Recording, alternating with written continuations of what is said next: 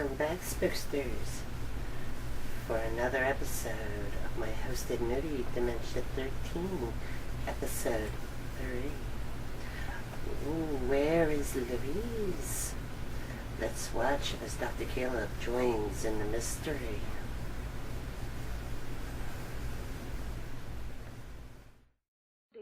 Not my mind. Now, don't you try to separate that which nature has joined. What I'm trying to say is this, that every year at this time, you work yourself toward a point of hysteria.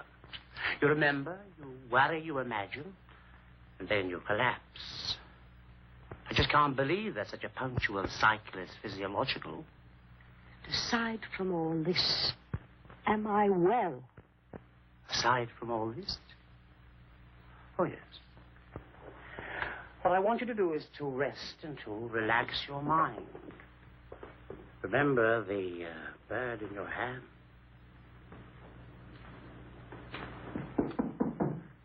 Come in. Will you bring a summer dress for Madam, something youthful and cheerful, so that we can have lunch on the terrace?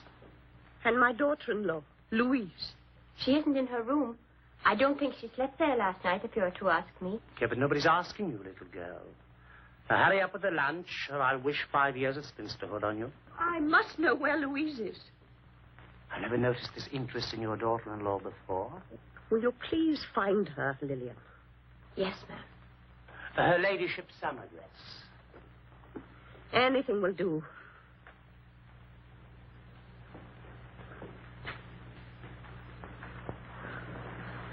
Tell her I must see her. Do you understand?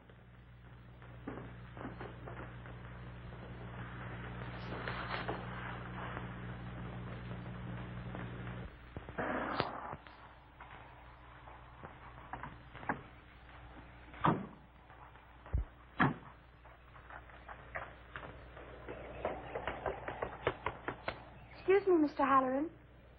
Your mistress sent me to find your sister-in-law, Louise. Have you seen her, sir? I'm sorry, Lillian. We left pretty early this morning. She's not in her room? No, sir. Her room wasn't even slept in. Try asking my brother. Yes, sir. Luncheon is served on the terrace. Thank you. I wonder where she is. I don't know.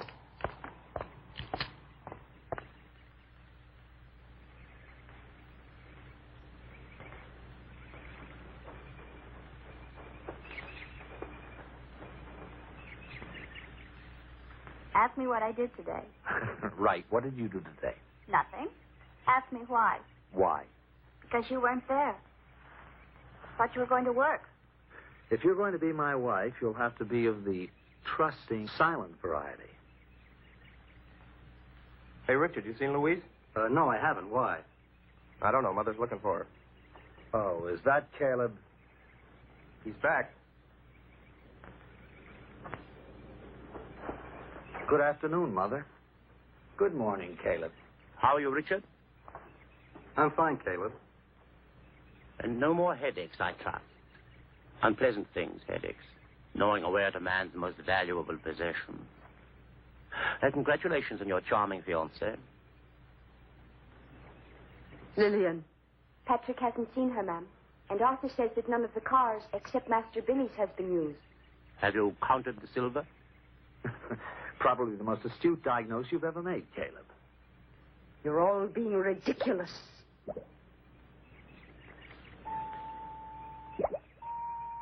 Kathleen.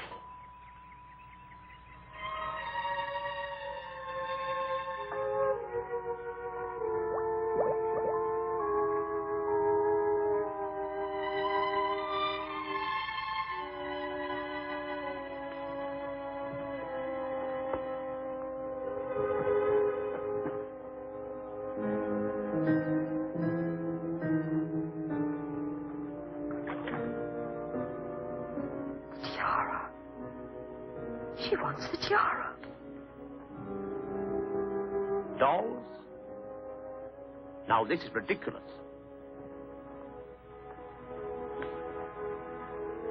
Put it away. Probably belongs to the gardener's child. Now, this is very bad for your mother. They're Kathleen's dolls. I saw them float up from the bottom of the pond. One of you has a brilliantly imaginative and sadistically effective mind. I wish I could keep up with it. Dr. Caleb, take this home and study it. Fish the rest of them out. Burn them.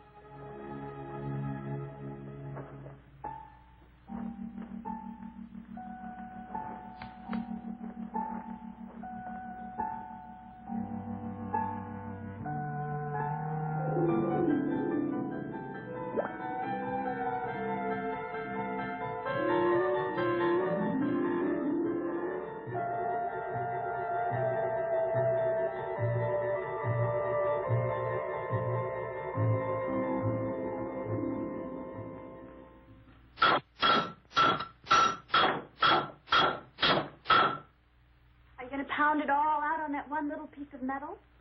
I don't know. You know, sometimes I get the feeling you think I'm some sort of a Christmas tree decoration. Hang me up and look at me on all the happy days, and tie me up in a box and put me in a closet when it gets gloomy. You knew what I was like. Oh, yes, I knew you were quiet. But when we first met, I could sit next to you in that little apartment watching you working and thinking for hours. It's this place. You know it is. What do you want me to say? Nothing. Kane. Believe me, I am sorry. I don't care whether you're sorry or not. Oh, Richard, I know there are a lot of things running around in that beautiful head of yours. I know that one of them is you love me. Of course I love you. You must understand. Since Kathleen died, my mother's been running around with some sort of crazy guilt. Looking at every one of us. Trying to put it on one of our heads. Billy was only 13. 2 months after it happened. He used to wake up in the middle of the night and come screaming into my room because he had nightmares about her. My own father died with his wife refusing to see him. Now I feel it's been passed on to me. I've got to wait. I've got to watch. So I can make some sense out of all this. It leaves it up to you to decide whether you want to sit and wait with me.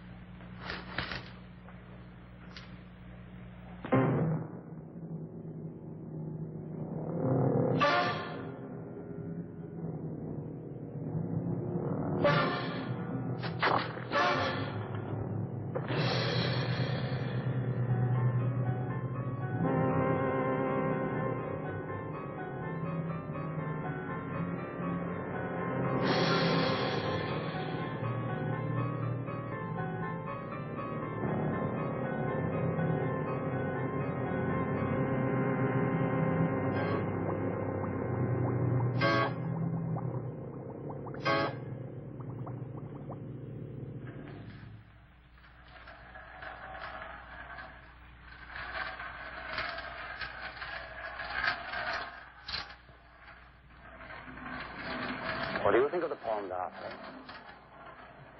I don't understand, sir. Of course not. How long would it take you to drain it? Well, I don't know, sir. I've never drained it before, and I don't know that I drain it properly. There are 3 gear channel doors on the pond. Open them. If I was you, I'd save that up for a visit to my office. You're losing weight. Skin's pale.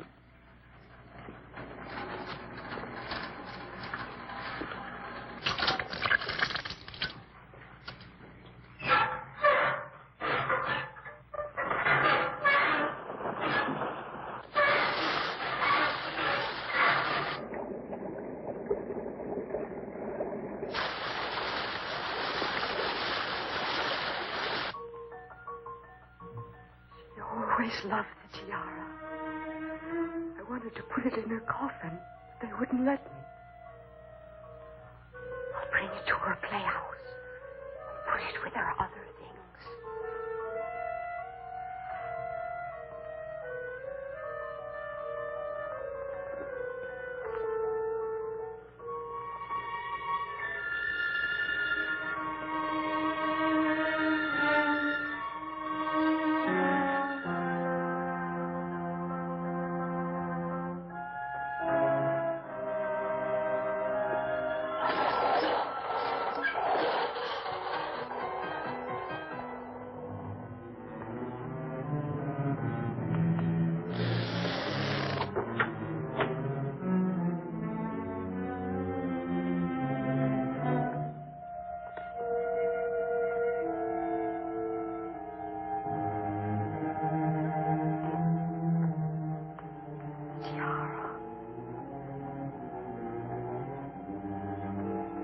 You want the tiara.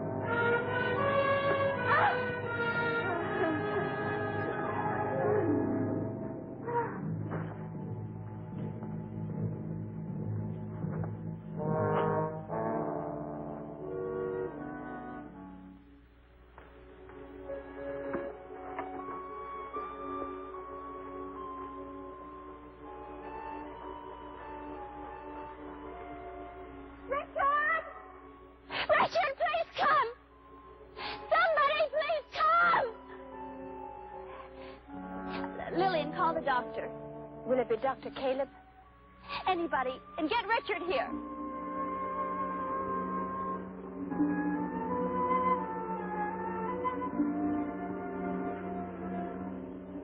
Richard!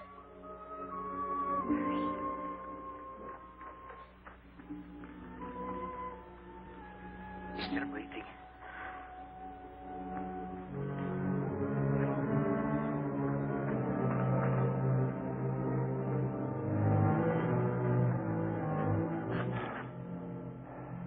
Let's get her into the house.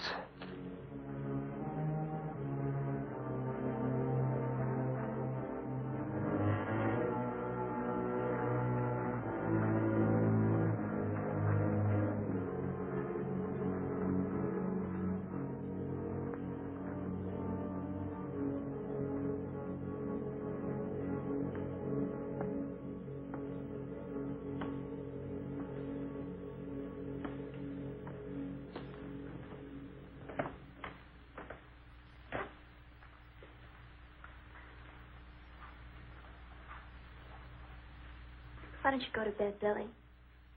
I will in a minute. You're going to get all depressed sitting here by yourself. Did you ever see where my room is? You have to go down a corridor where nobody's lived for the past 50 years.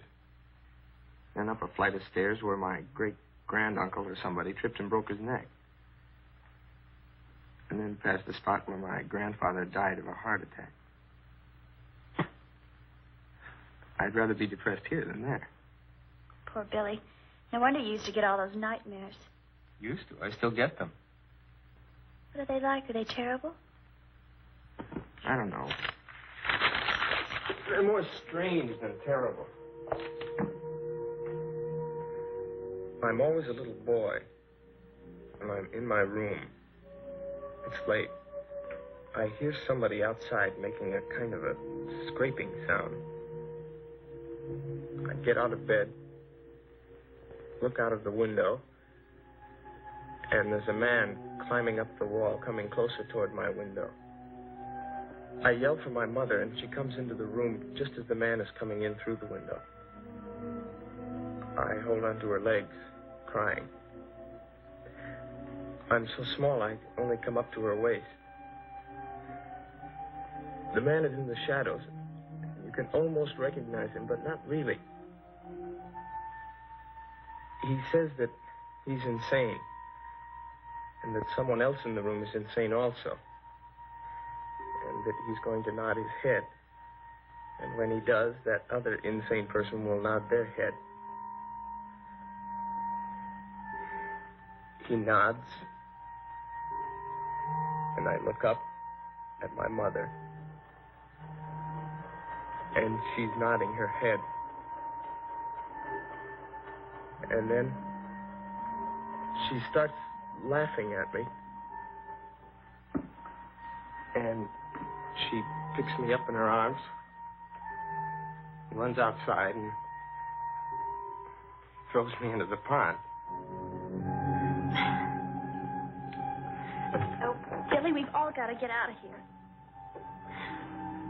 Come on, go to bed. I'll walk you past all those spooky corridors. So we can get there before Richard throws us both in the pond. What's wrong? Nothing. You just made me realize the man in my dream who climbs up my wall is Richard.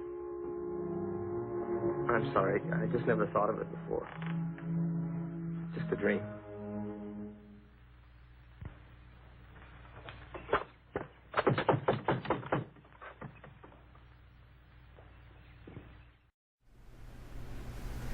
Poor Simon, losing his head over the side of the body of Kathleen. And Mother Halloran showing up with Tiara, the playhouse. No playing around there. Stay tuned for episode 4.